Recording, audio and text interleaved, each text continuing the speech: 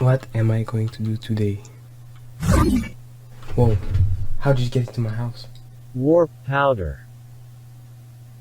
Makes sense, I guess. Do parallel rosters now. Excuse me, parallel. What?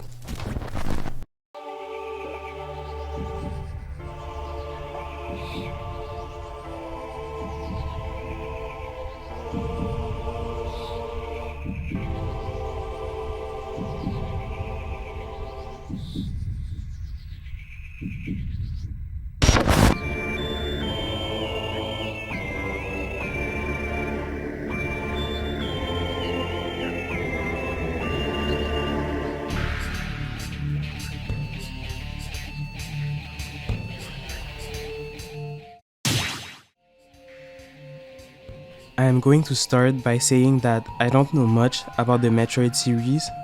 I only played a handful of games, and I have no sentimental value to this franchise compared to the earlier episodes. With that being said, Metroid games and the lore surrounding it are still amazing, and I will try my best to make an interesting episode and come up with a cool roster made out of approximately 9 characters. The original roster, before Ultimate, was pretty easy to see the flaws in it. There was only 2 characters, both being different versions of Samus. But with the additions made in Ultimate, the roster became complete and more balanced with Ridley and Dark Samus. But are there other characters that could fit in my hypothetical roster? Let's find out.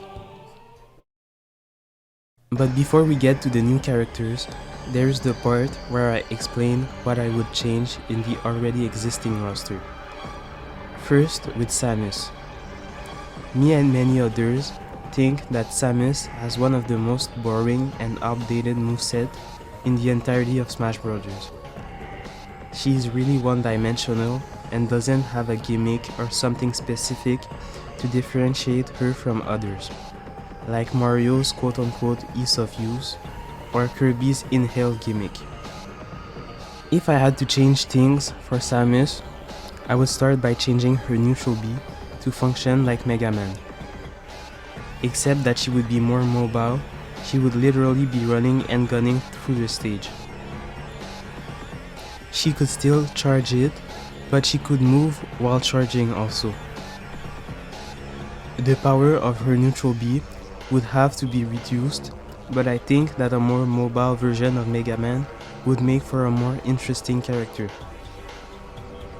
The other change I would make with Samus is that I would also change her down B.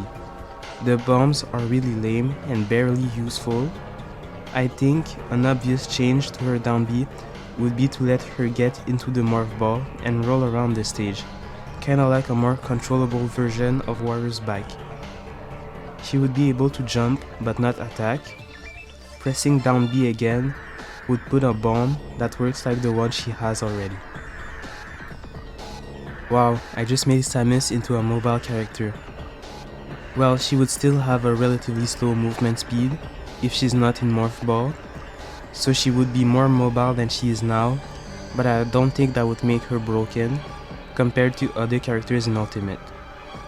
Also, I feel like these changes would make the players feel like they are actually playing a 2D Metroid game, something the current Samus doesn't do as well in my opinion. The other character I would change would be Dark Samus. This one is also obvious. Being a clone of Samus works obviously, but it would also work perfectly as a standalone character.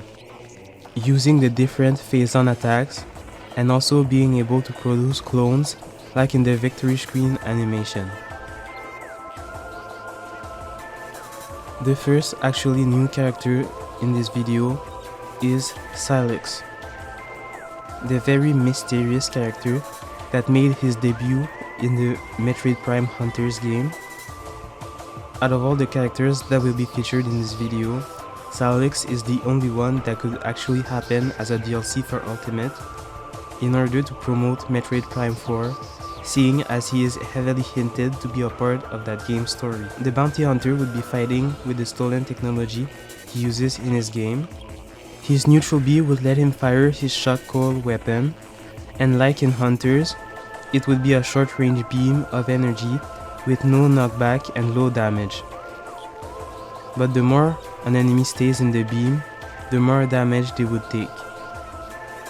It would be able to rack up a lot of damage on unsuspecting opponents. His down B would be similar to my version of Samus's down B.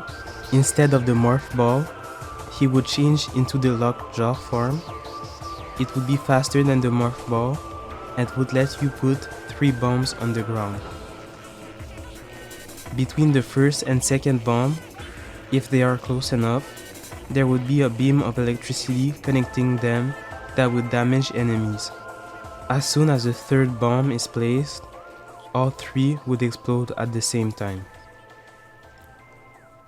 Silux would be able to control space and force his opponents to keep their distances, but would also be fast enough to be useful against zoning characters. The next character is Mother Brain, the organic supercomputer that leads the Space Pirates, the arch enemies of Samus and the Galactic Federation.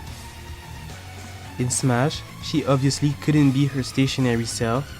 Instead, using the artificial body she uses in Super Metroid and in the opening cutscene of Other M. You're probably wondering how that would work since she is bigger than Ridley in the game, but actually I think it would be pretty easy to say that since her previous body was destroyed, they rebuilt her a new and smaller artificial body before joining Smash Bros. She would be a heavy character that relies a lot on overwhelming her opponents with a lot of projectiles. Yeah, I wouldn't like fighting her online. Her final smash would be the Laser Brain attack, an attack powerful enough to obliterate Samus. For a series called Metroid, I feel like there is somewhat of a lack of actual Metroids in Smash. Well, technically, Dark Samus is a heavily mutated Metroid, so I guess that counts. But for me, the most iconic stage of a Metroid is its larval stage. And that's what I want in Smash, because I feel like it is an iconic Nintendo enemy alongside the Goomba and the Koopa Troopa. They even made appearances in other Nintendo games.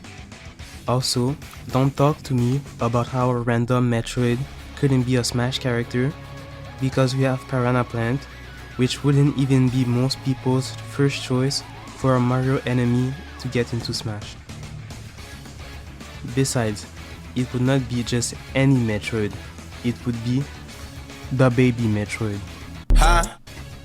By making it the baby Metroid and not any other larval Metroid, it makes it so that Samus isn't the only good guy of the Metroid series present in Smash. Okay, it was also because I wanted to make that the baby joke. Let's go! In Smash Bros., its gimmick would be energy absorption. For some attacks and neutral B, the Metroid would latch on to a foe and start absorbing their energy, like Robin's Nosferatu attack. For other attacks, it could use electricity, fire, or acid-based attacks to represent what the more advanced forms of Metroids are able to do. It would be floaty and have multiple jumps. Maybe for a down B, it could have a counter-like ability where it doesn't take any damage from energy-based projectiles, to represent the fact that Metroids are immune to most of Samus's attacks in the games. And maybe it could get frozen more easily than other characters because it is their only weakness in Metroid games. Okay, so now that we have 7 characters, we would need only 2 more to get to the targeted 9 characters. But who could it be? Maybe we could have different armors of Samus, but that would be too easy to do and it doesn't really fit the concept of my videos. I'm trying to stay away from clones, not make more of them. Besides, they are already represented in the costumes. Adam or Anthony from Other M? No. The Hunters could work, but they would be redundant with Salix, so no. The Federation Force? Hell no. Okay, to be fair, Mex would be pretty cool. Kraid is actually too big. You can't justify his inclusion the way you could for Mother Brain. Well, since I seem to be at an impasse, I decided to ask the question to experts. The people on Twitter.